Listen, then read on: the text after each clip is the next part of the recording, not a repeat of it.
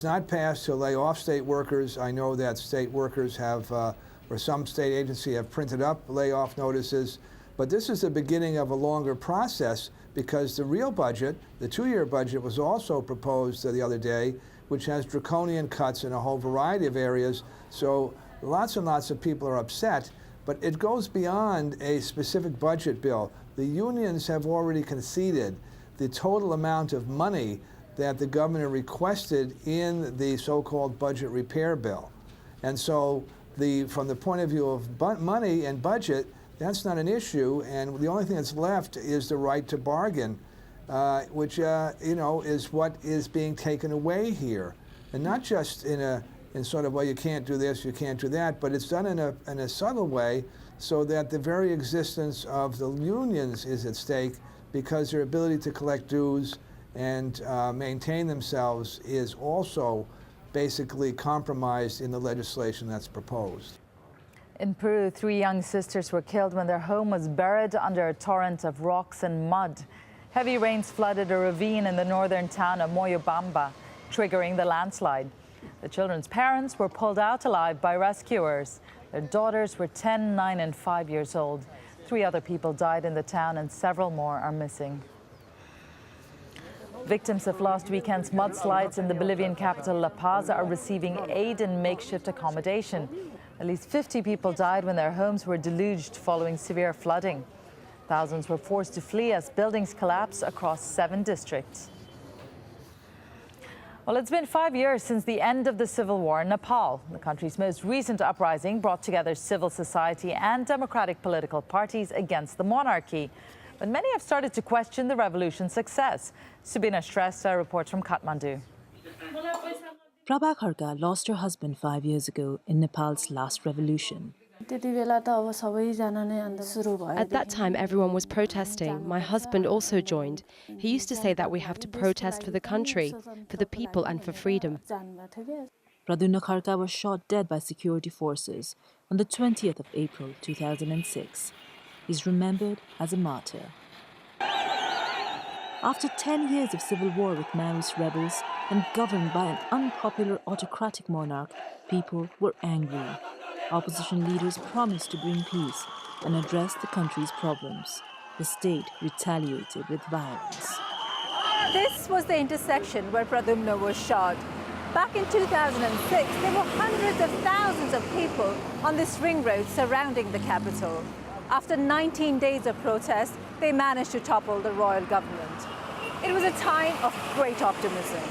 But 5 years and 4 prime ministers on, people have started to question the success of the movement. Prabha is greatly disappointed. So many people were sacrificed, so many people were wounded, and now all that the leaders want is political power. When I think back on it, my heart becomes so heavy. After the People's Movement, the monarchy was abolished. This used to be the royal palace. Now it's the foreign ministry. These people are queuing for passports. Almost 1,000 people leave the country every day in search of a better future.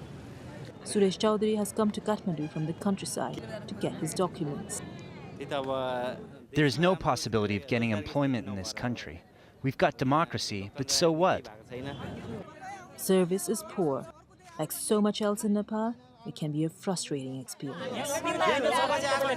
At the time of a movement, there's always this euphoria and a sense that you can do anything. But I think almost what's more important is who organizes the reality that comes after the movement. The political parties and the Maoists who have been in charge of restructuring Nepal have not done a very sincere job. 5 years on, the optimism has given way to disillusionment. After all the promises of those 19 days of revolutionary drama, the process of enacting real reform has proved much more difficult. Subina Shrestha, AlJazeera, Kathmandu.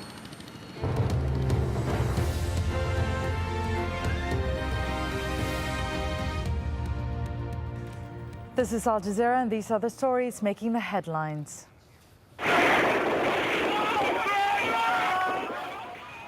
In Libya, Colonel Gaddafi's troops have attacked areas in and around the opposition-held city of Az-Zawiya, just west of Tripoli. Reports say at least 30 people have died, but the area remains under rebel control. To the east, in opposition-held Benghazi, there was an explosion at an arms dump. At least a dozen people were killed. This is the city where the uprising against the Gaddafi regime began more than 2 weeks ago. And in the capital, tear gas and rubber bullets were used to break up an anti-Gaddafi protest after Friday prayers. But later, pro-Gaddafi supporters held a rally there. Several people have been injured after protesters clashed with the police in Egypt's second biggest city of Alexandria. This amateur video is believed to show protesters ransacking an office in the state security building. They claim the police were trying to get rid of identification documents. The U.S. Secretary of State Hillary Clinton has condemned the killing of at least 6 female protesters in Côte d'Ivoire. She says incumbent President Laurent Gbagbo has shown a total disregard for human life. German officials say a man suspected of shooting dead 2 U.S. Air Force members at the Frankfurt airport on Wednesday could have killed more people if his gun hadn't jammed. 21-year-old Araduka has been charged with 2 counts of murder and 3 counts of attempted murder. The magazine in his gun is said to have stalled, stopping another 6 bullets from being fired.